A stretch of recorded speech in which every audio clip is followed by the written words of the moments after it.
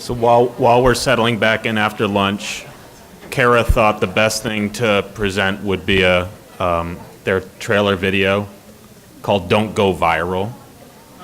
So I'll kick that off. Hopefully we have audio.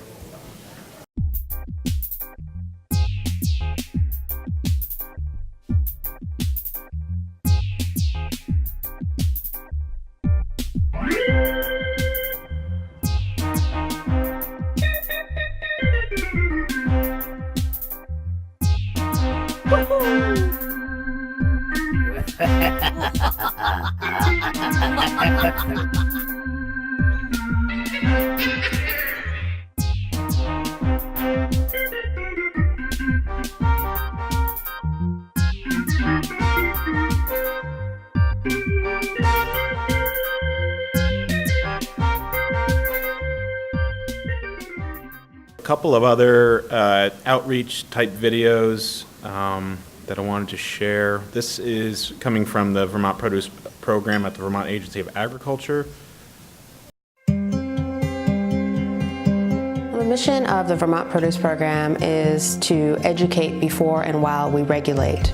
The program was initially developed in response to the FDA Food Safety Modernization Act produce safety rule, but we quickly decided that as a program we were committed to supporting produce farms of all sizes and stages of development. Most of Vermont farms were not going to necessarily be covered by the produce safety rule, yet the market was changing. The demands were changing, the standards were changing, so all of a sudden there was this prompt like, oh my God, we got to get our act together. Somehow we have to support this industry because we have all these small diversified farms. The Vermont Produce program has really been shaped by the partnerships and collaborations between educators, the produce community, regulators, technical service providers, and state and federal agencies. And we started to partner with the state of Vermont, the Agency of Ag, and wow, that was a great partnership. And I remember those early meetings. A lot of trust in the room. We, were looking ahead. We were seeing mutual benefits. How to help farmers navigate this increasing load of regulatory requirements and different requirements. The educate before and while you regulate mantra, which was originated in Vermont, has really proven to be a valuable model for the Vermont Produce program. And today it feels like we're really moving in the same direction, sharing the same objectives and have the same goals of protecting public health, ensuring safe production of produce, and supporting a viable produce industry.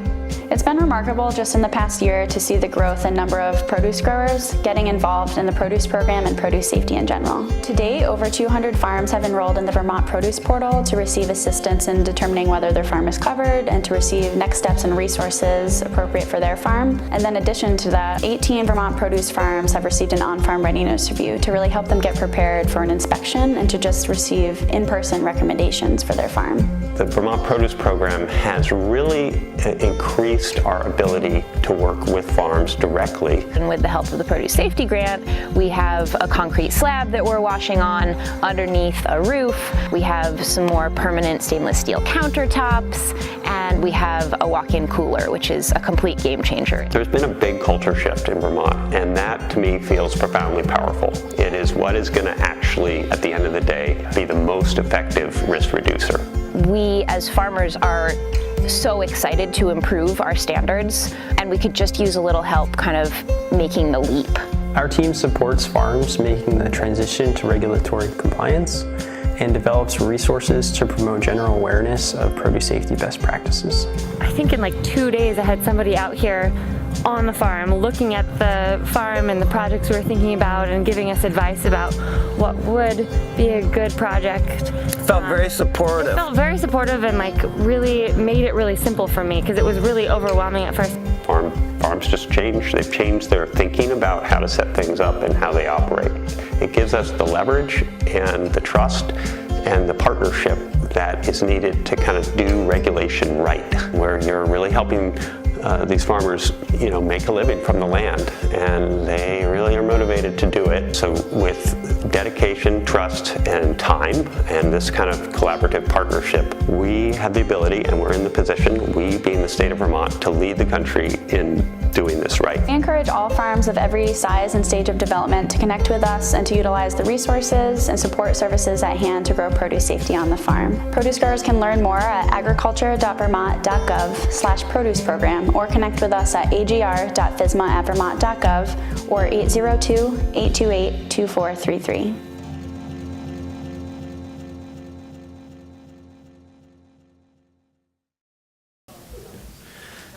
One last video. This is from Jamie Moore at Park and Eat, Eaton Park. Eaton Park, thank you. Hi, I'm Jamie Moore. I'm proud to be part of a company of big dreams and humble beginnings. Parkhurst Dining is part of Eaton Park Hospitality Group, which started as a single-car hop-style restaurant in 1949 and has grown into a portfolio of regional food service concepts focused on personalized dining. Parkhurst Dining is a family-owned company. We believe in giving back and helping the small businesses in our communities, supporting them as they forge their own path within this industry. It's our responsibility to pay it forward, enabling other businesses to be fruitful in their endeavors, providing them access to our guests and tools to help them grow. By involving ourselves within the communities we serve, we form personal relationships with new and creative artisans that are producing unique, high-quality goods. Our forge partners are food makers and farms that are looking to venture into new geography. They are family-owned and operated. They share our values, and most importantly, they share our high culinary standards and passion for food. We love that we are able to help these small businesses to expand their distribution and bring their exciting and creative products to our guests across our region. Nothing excites us like an authentic, deeply rooted collaboration. We're thrilled to share the faces and stories of our incredible partners who inspire us every day.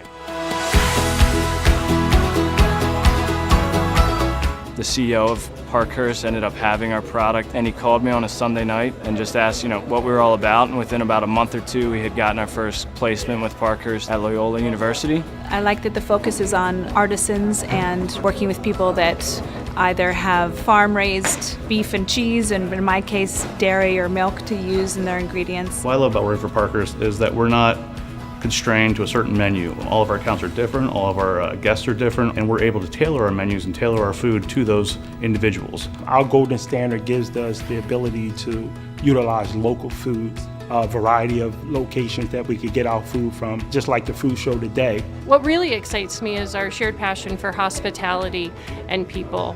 The opportunity to connect the students on campus directly to the farmers, providing increased traceability in sourcing and sustainability.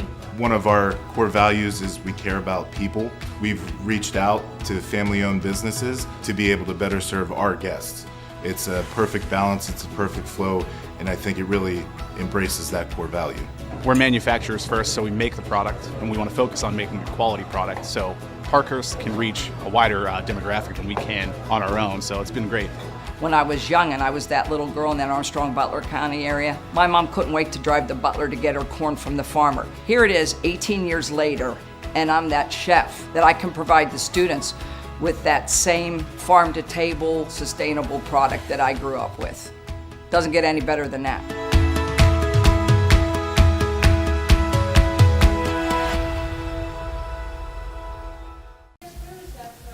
That is Eaton Park. That's Jamie Moore, who had to leave this morning, but he was here yesterday. Pennsylvania, New Jersey. They've got locations. Luke Laborde was here. Locations all over the Atlantic coast. Okay. To that end, we're going to get into the work group outputs and next steps portion of the program, which really is we're really just trying to get some of the highlights from the various discussions we've had since yesterday afternoon till just before lunch today. I've talked with the facilitators from each of those sessions, and so I think what we'll do is start with, of course, yesterday we had an initial joint session between the produce safety educators and regulator groups, and so Aaron was going to take a stab at summarizing that conversation. Is Aaron Finley here? Yeah. I should have known this was coming, but of course I didn't. I want to thank NECAFs and everybody who attended for making this a very enjoyable and successful meeting.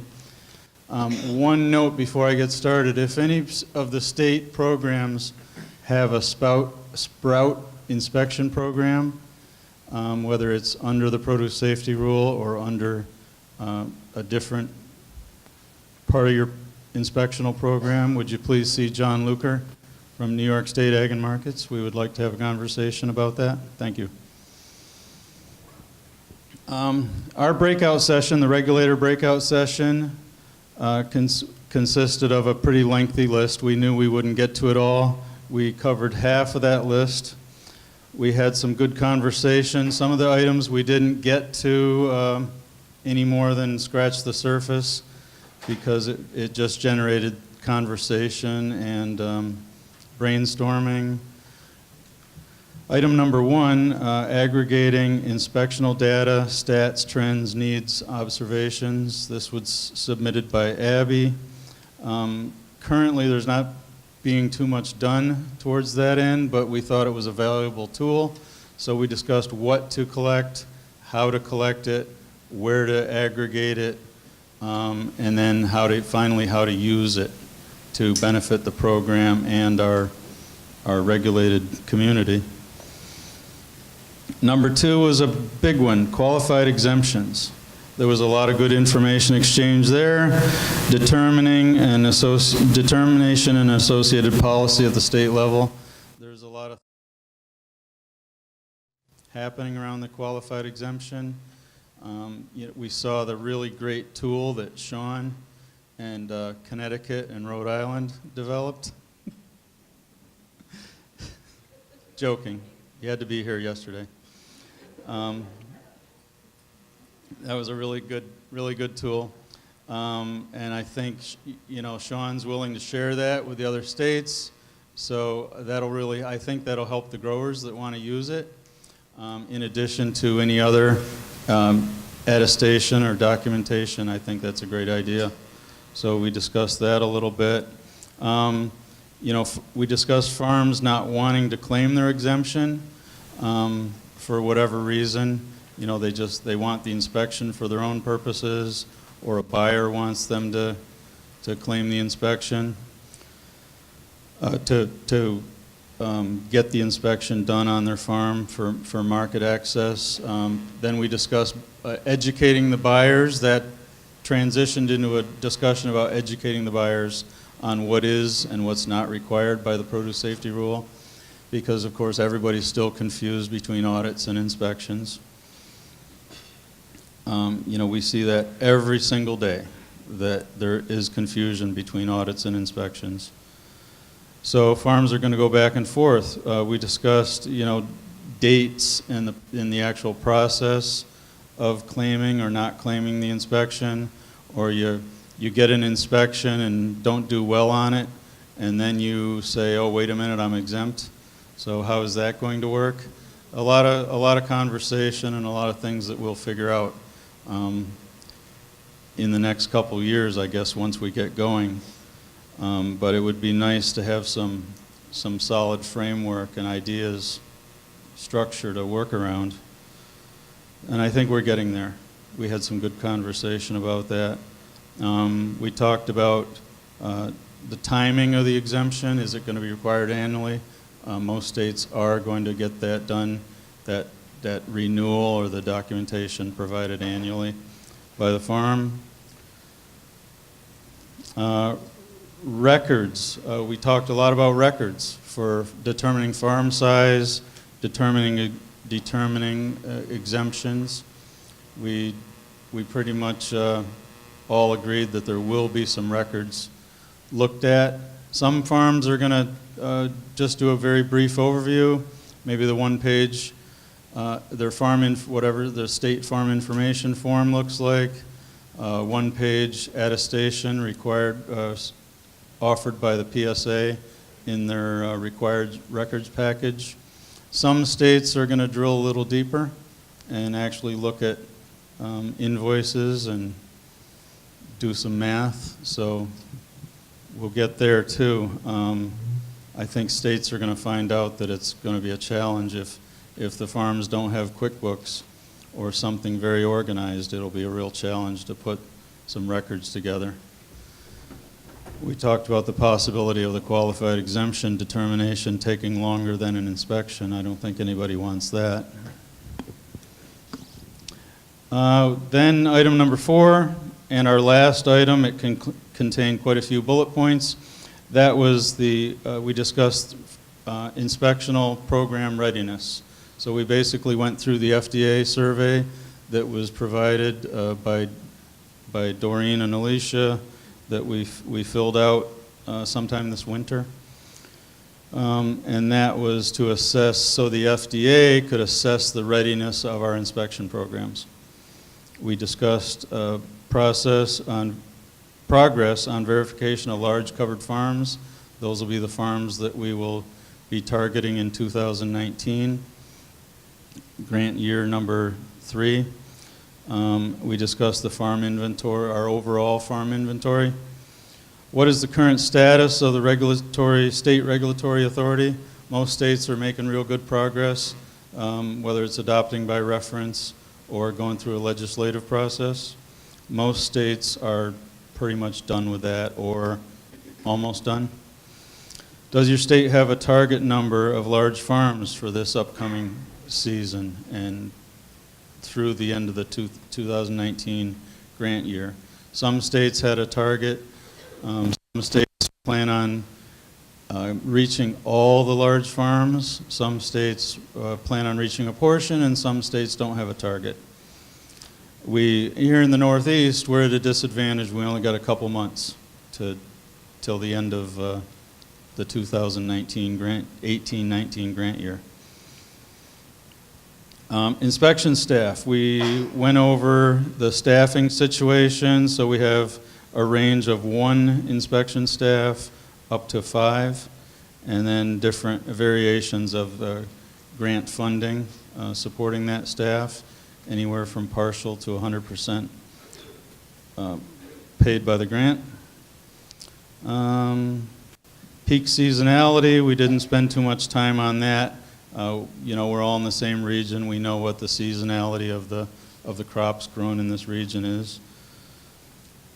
Regulator training, there was some good discussion there, some good ideas put out for training processes and training requirements of our staff. But there's not a huge variation there. We're all following a pretty similar training plan. Priority of inspections. I think, we all have the same plan of higher risk farms or commodities or water sources on the large farms, and the large farms are the obvious priority for this year. Contacting farms, we didn't touch on that. Creating or identifying SOPs. We talked a little bit about SOPs. Some states are going to start from the ground up. Some states are modifying existing SOPs. State process for enforcement, we did talk about that, where New York State, for example, has an existing process for enforcement and compliance, and we will probably merge our produce inspections into that existing system.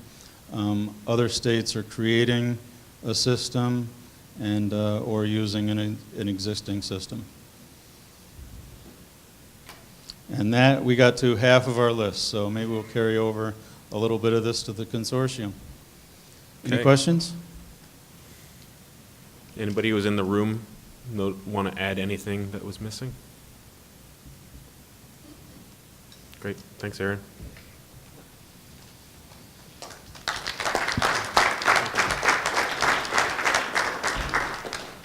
This is Betsy Bin. She's going to be talking about the produce safety educator portion of that. You can go wherever you'd like. Okay, So this was yesterday afternoon in the big room for those of you that were here. So I'm just going to summarize what came out of that. We were tasked with the last 20 minutes of just focusing on outcomes that NECAFs could do or that we could do collectively. Ag water was a huge topic, and it came up multiple times throughout the afternoon. I encapsulated it in 4 areas. The first area was those water testing lab maps. Is Phil still here? Phil Tocco still here? Yeah. Okay. Phil, Michigan State sort of originated this idea of creating a map of water testing labs. Those of us that lived through when it was only 1603 and now there's a lot of different options, making sure our growers know where those labs are. And as I like to say, the lab closest to your farm may not be in your state. So this behooves us to work together because it would help growers in the region. So there was a lot of discussion about that. The other discussion was, while FDA decides what it's doing about water, there are things growers can do. So collectively working together with recommendations that all growers can do, say 5 top things we would recommend to growers to do across all the regions while we figure out what's going on. And I think we can easily move forward on that one. There was a little more complicated discussion about what is the economic impact on large, medium, small, maybe how small is less competitive in the marketplace because the cost of implementing water standards or water practices is more impactful to their economic viability. So do we want to look at economic studies related to that? And then there was a good suggestion based on a program out of Pennsylvania that looks more at wells, but trying to take that program and do one-on-one or one-on small group discussions with growers after they get their water test results back to tell them this is what you should be looking for in a water test result, explaining, you don't want less than, greater than. So that was sort of all encompassed under the water discussion.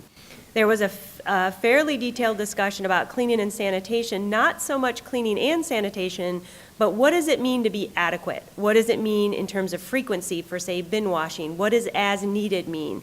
So trying to come up with some guidance for growers who have harvest containers. How often should this be washed? Are there situations that would make you wash things more or less? So there's a big discussion about those words and the impact they have on cleaning and sanitation. Huge discussion on dropped produce, and what I will try to say here to make it short is there's conflicts in the rule, there's conflicts in the preamble guidance, there's conflicts in the preamble, there's conflicts in the draft guidance, there's conflicts out of the TANs we've seen, and now we see that states are adopting different definitions of dropped produce, and we kind of feel like we need to have a definition of dropped produce that we all understand and that we all can explain to growers. There was a collective discussion about how to elevate that concern to FDA so that they address it sooner rather than later, and I will say that Stephen Hughes, that was on his list this morning, so they must already know it's an issue, but it's an issue. Risk assessments based on practices, product type.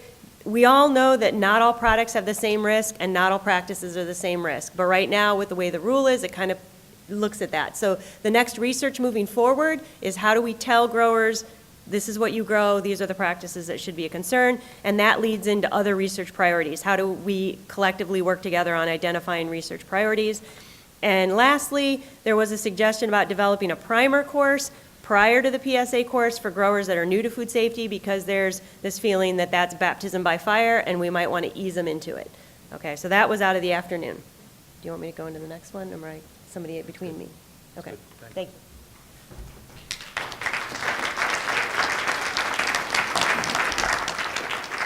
Questions for Betsy?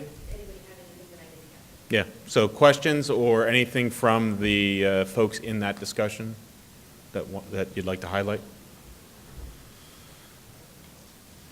So the other thing to be thinking about as we identify all these awesome next steps and ideas is if you are personally moved to act on any of this, I would love for you to let me know that.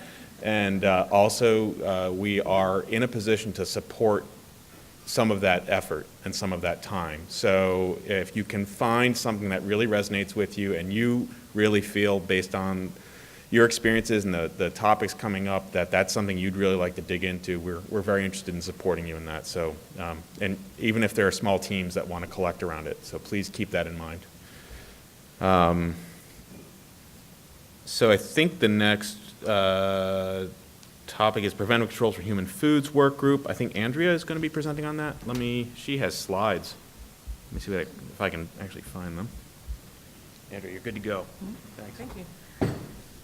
Right, hi, everyone. I'm Andrea Gilbert, and just piggybacking off of what Chris said about NECAFs being willing to hire support. I'm the support I, along with Dave, sat on and the support for the Preventive Controls for Human Food Work Group. And the Preventive Controls Work Group is divided into 3 subgroups. These groups were formed at last year's annual meeting to help improve learning outcomes for the Preventive Controls for Human Foods training and to help small processors in the region develop really strong, sound food safety plans that will help improve their general food safety outcomes. And so going into the meeting, the evaluation work group, the resources work group, and the awareness campaign work group all developed mock proposals to condense all of the different ideas we had for improving food safety outcomes into a much more manageable, targeted programs in order to reach measurable goals. And so I'll just be summarizing and explaining next steps for each of the 3 subgroups. Each group presented yesterday their proposals at this point.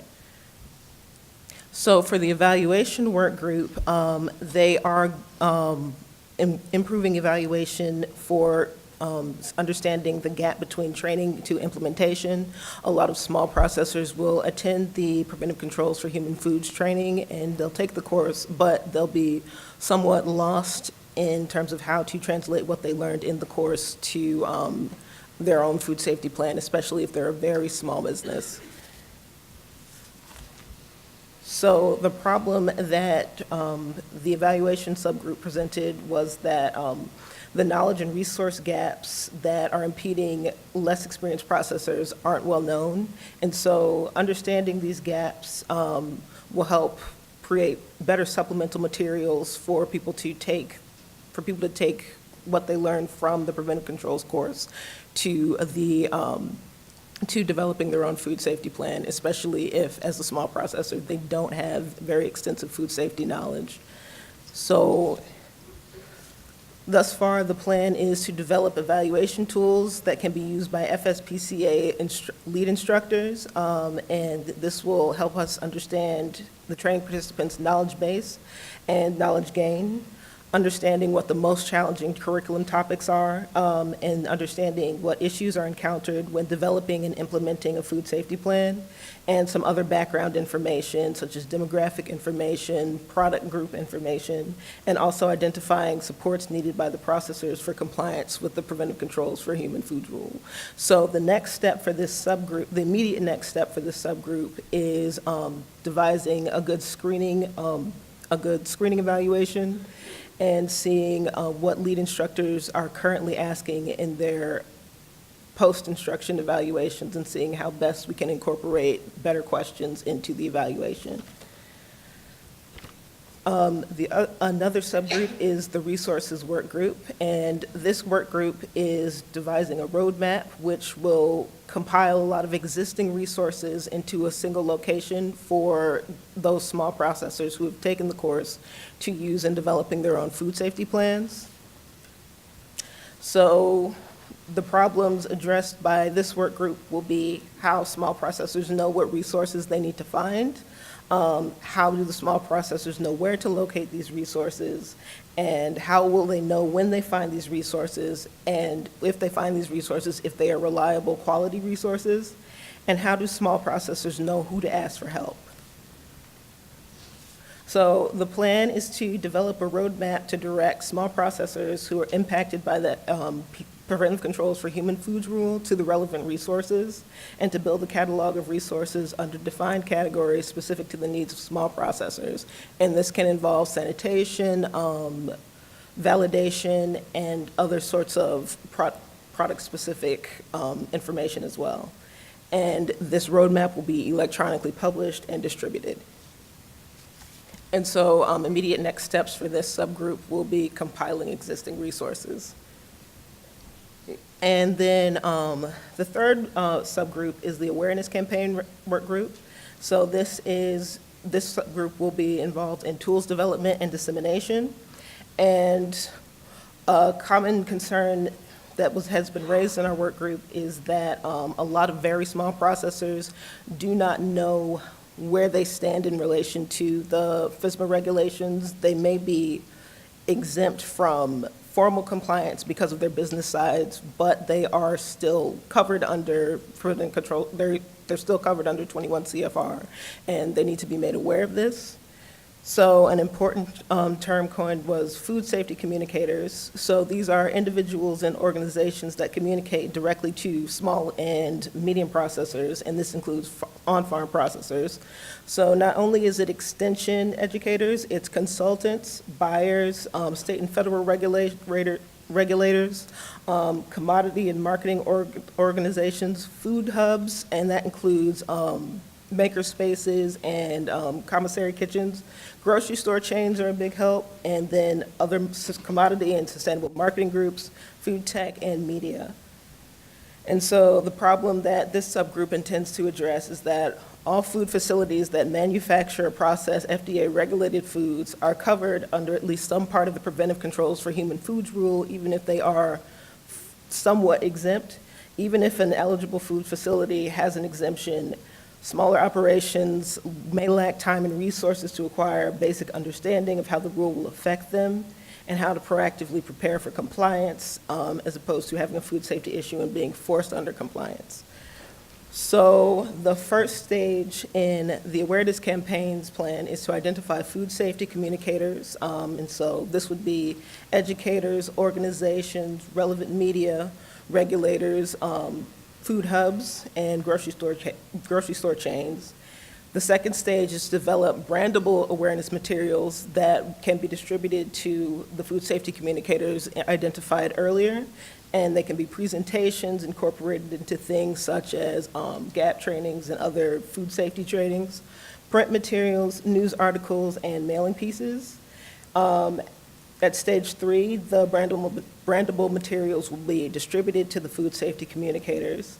And then at stage 4, hopefully we'll evaluate the impact of these materials. So as facilities become more aware, they can seek out assistance and take action. And so that can involve taking the FSPCA course and reaching out to the resources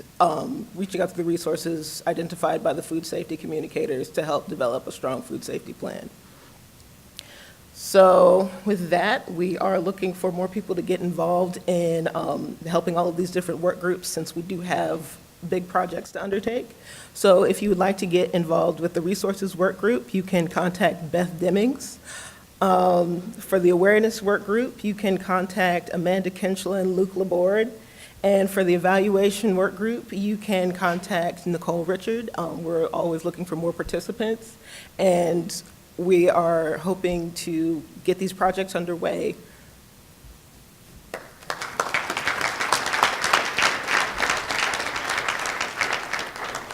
Any questions or additional comments? So Hans and Lisa had a work group this morning that focused on educational delivery. You want to just give a quick summary? So here we are, and yeah, we had a great group in here. This is Lisa and Hans Estrin, University of Vermont Extension, and Lisa from UMass. So more than half of you were in here, and we spent some time looking at best practices for how to run these trainings with adults in the room, coming with all they come with, and farmers, and then sort of jumped into, there are a lot of experienced folks in the room, so we jumped into really looking at the Produce Safety Alliance grower training more specifically, and diving into some of the tricks, the tips and pitfalls and sort of specifics of how to really run these trainings. What are some words of advice? getting this all down in breakout groups, and we've compiled, well, we have sheets, and we're going to compile some of that stuff and add it to the growing list of things that the Produce Safety Alliance has as resources for growers that are running these trainings. So if you want to add more to that? Yeah, I think there's a lot of different kinds of information about the trainings that we figured out that, like there's logistical things, and then there's things about the material, there's things about the questions that we can't answer about the material. There's just things you can't predict. There's, funny personal things about relating to the people in the classroom and answering tough questions and all of those things, and trying to capture all of that, or address at least some of it, and giving advice or sort of a tip guide about how to most effectively present this training. And so hopefully we'll come up with something that, we'll have some kind of resource that will maybe, hopefully, we still have to compile all these notes and see what we can get out of it, but address hopefully those kind of different categories of ways that things can go well or poorly, or that kind of thing. That's great, thank you. Questions? Anybody who was in that session want to highlight any particular experiences or thoughts that came up? Okay. Betsy? Okay, so this afternoon we did the buyer work group, I guess is what we're calling it. I'm just going to give it that name. Very interesting discussion. I think all of us in the room, even those who were not in that room, can understand sort of the complexity of what is going on between inspections and audits, as well as buyer need for verification of practices, the variation between states. And with that comment, what I will say is that one of the action items that came out of it, and one of the learning, what we took away from it, was we had each state give us a summary of how they intend to do inspections, how many people they think they have covered, if they're planning on doing inspections of every operation every year, or if they don't have the bandwidth to do that, if they're intending on incorporating meeting market standards, what kind of paperwork. So that discussion in and of itself took a fairly long time, and one of the action items moving forward is to collect all that information and share it in a way so people can see the complexity of what we're looking at moving forward. I also think if we can do that in the Northeast, I think other regions might be interested in something similar to that. So that was a really good discussion to have. There was also a fairly large discussion about engaging buyers. It was a buyer work group, and we had exactly 2 buyers in the room, an N of 2. And Elizabeth made it clear that was not from lack of trying. So there was a fair bit of discussion about how to reach buyers. It turns out reaching them on a more local level might be better. So again, an action item was to create a template for engaging buyers. We have an example. Diane Hirsch had done this, so she gave us an agenda to maybe use as the guide for that. But the big thing that I want to convey is the concern that many buyers do not understand the PSR at all, so the produce safety rule at all. They also don't understand the pressure that's on growers, and so there's a real disconnect is what the group felt. So that's why that came out as an action item. Yeah, so that actually got brought up in terms of what do buyers have to do to meet food safety standards, and there was some discussion about food code and things they have to meet, but there was sort of this disconnect that they really don't have a way of engaging.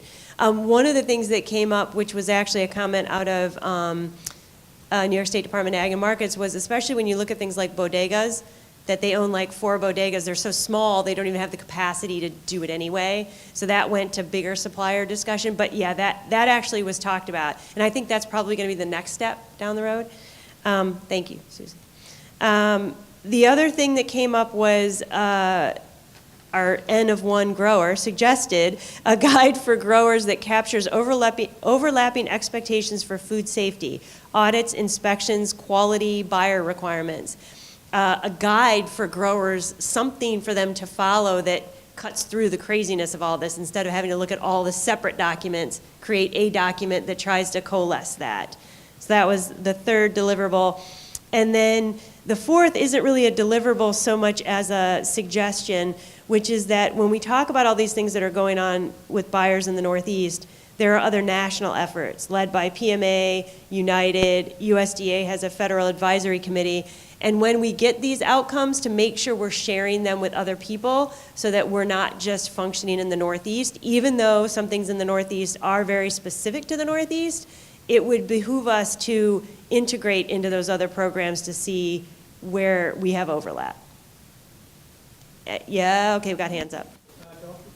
Okay, so Luke is saying don't forget about preventive controls when we're talking about how things are going to be done. I think the inspection at the state level, because produce is newer than the food processing end, but that would be a good thing to talk about if it's different. Okay, so that's maybe a note to add to those. Diane? That there's two sort of groups of people we need to look at. One is the buyers themselves, the people in the purchasing department, but also there may be a food safety person, and they may be different, and they may have different responsibilities with the purchasing. They may not talk to each other much, so we have to make sure we include both of those groups of people. It's funny you say that, because I'm going to add a third group that came up, which is regulatory compliance people at these companies. So yeah, one of our ends was talking about how she is local engagement, that's her specialty, and she's like, but there's somebody who does food safety, and then there's regulatory compliance people. So you're absolutely right, and I think the overall feeling was mo people, mo better. In terms of the more people that we're contacting, the bigger opportunity we have to reach the people we need to reach. But it is not simple, and it's textured, and it's complex, and different operations have different people. So catch as catch can, and keep moving in the positive direction. Anything else from the group that I did not capture that we wanted to? Okay. No, seeing none.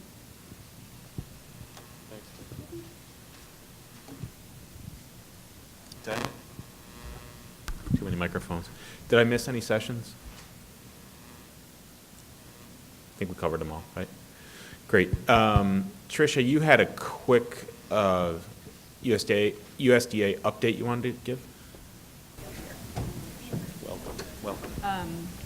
So hi everybody, I'm Tricia Kovacs. I work at USDA Ag Marketing Service on local and regional food systems, which is a role that means I coordinate across USDA agencies.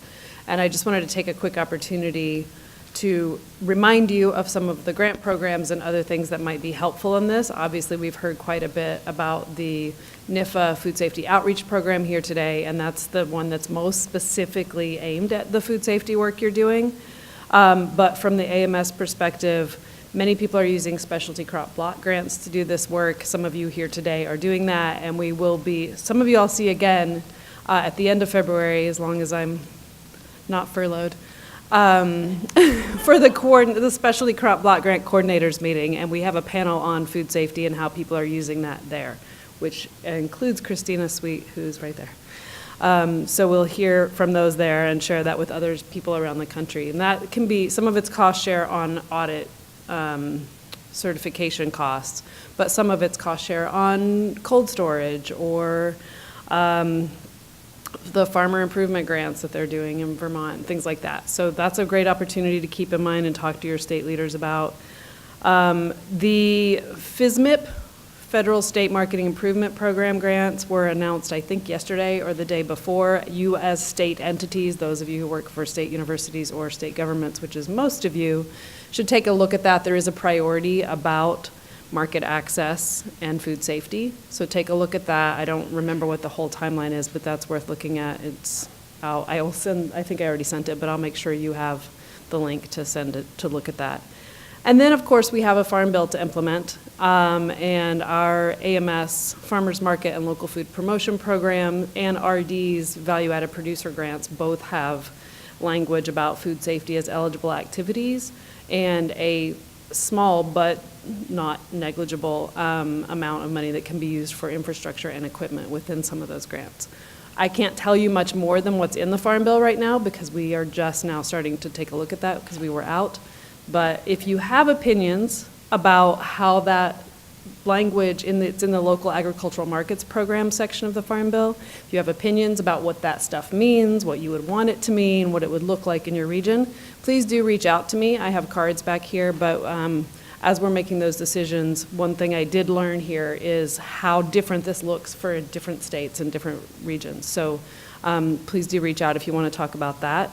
And then this is sort of just an add-on that we've talked about at other meetings, and I was surprised that people didn't really know or think about it, but Farm Service Agency loans, microloans, and specifically farm storage facility loans might be something to look at in terms of if your producers need funds to implement food safety practices on their farm, especially things like wash pack houses, refrigerated trucks, things like that that might be part of their food safety planning. FSA, your local FSA offices are great for that. So that's really all I wanted to say, but thanks. Thanks, Trish. And it's been really great to be here. Thank you all. It's been great to have you.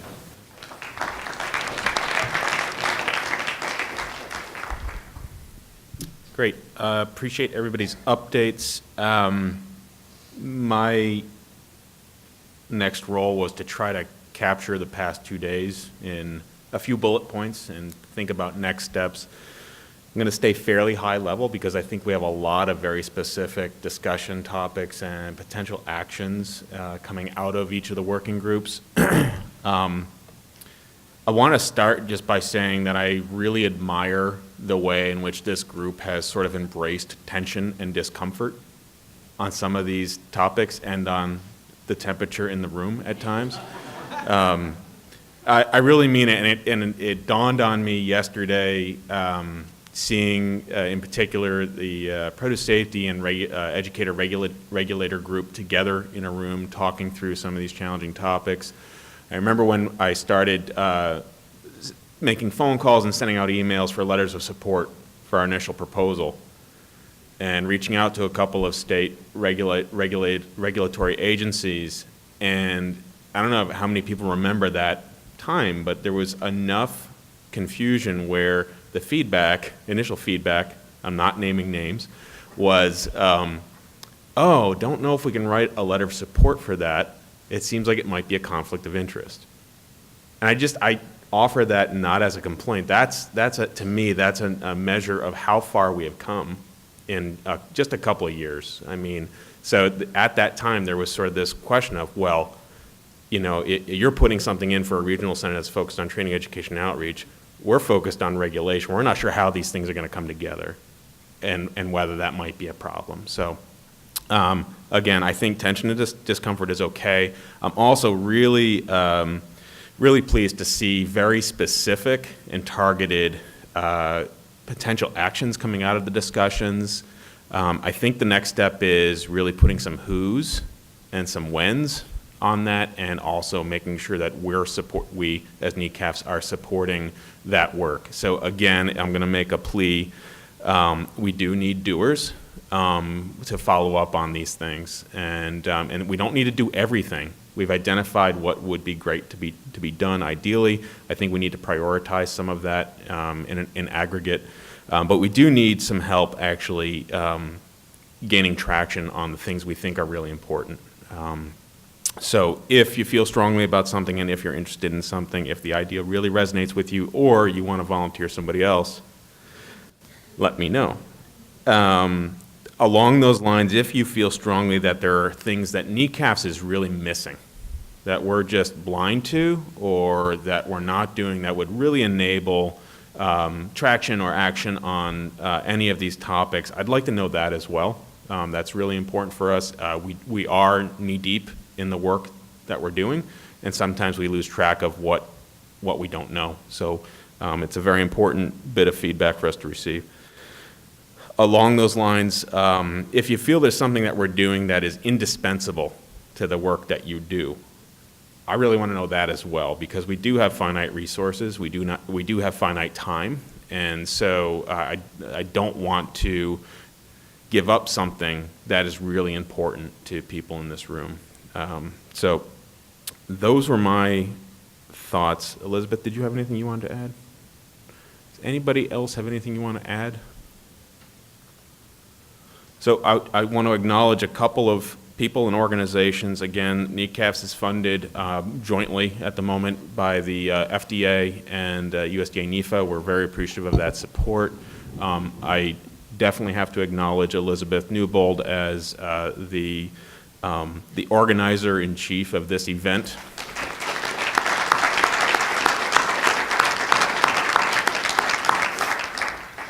And we would be lost without her. And I want to thank all the facilitators who took on a session. I know it's just another thing to do, and it can be challenging to facilitate and also be engaged. So all the facilitators who led a session, please stand.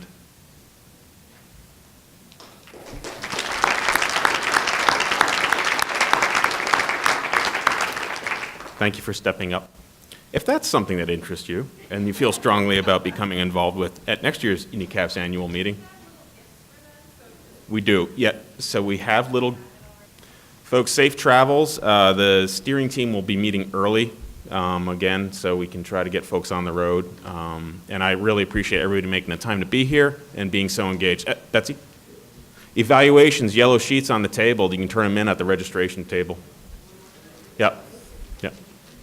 Thank you very much.